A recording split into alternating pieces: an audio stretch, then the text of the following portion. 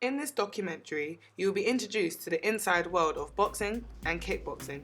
In part 1, we are going to take a look at how these sports have a positive impact upon the community.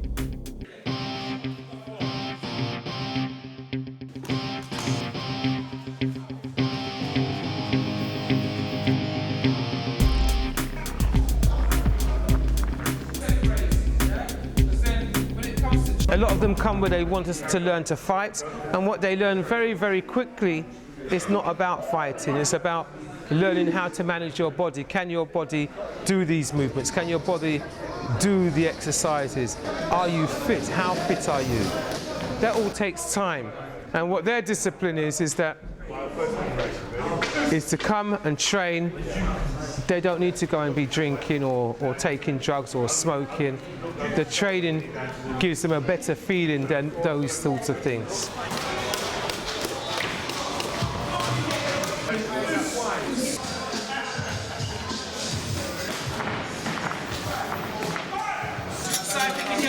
And then follow the side kick.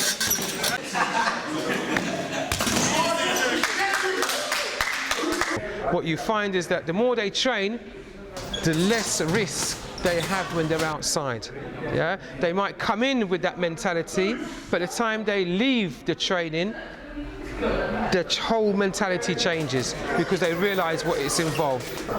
It's a self-discipline, it's an inner strength, an inner confidence, and it's a humbleness that they have, and a being respectful, and people pick that up from them. There's someone that they can find that they will find that they can talk to people on all different levels, from all different backgrounds, because they're humble. They're not someone who's going to be coming across threatening at all. There's someone who's going to be coming across very humble, very respectful, and people feel at ease when they realise that they can talk to a young person like that, or a young person is not portraying this negativity or negative behaviour.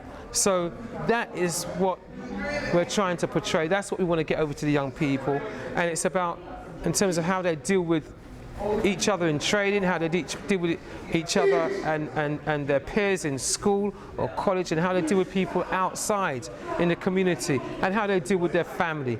And hopefully that their families have been saying they're noticing the change in some of their young people. So to me, I know that the training is working. Well, basically, Sifu Barry is my mentor in year 11, and he kept telling me to come down, and I never come down. But one time I watched one of his lessons and I liked it, so I just joined in, bought a suit, graded, and I'm here. It's just great, man. It's great exercise, great fun. It's made me more confident. It's made me think about situations before I jump to conclusions. I look up to Barry. I want to, in the future, honestly, I want to teach my own classes and that, so, yeah. What my job is to give them that skill and hope that they can take that skill further to get higher grades and be of a higher standard. And then past that, when they're in school or they're out on the street and what have you, they are a disciplined young person. They're somebody who is respectful, not rude, not getting into any street crime or anything like that, that people see them as positive young people on the streets.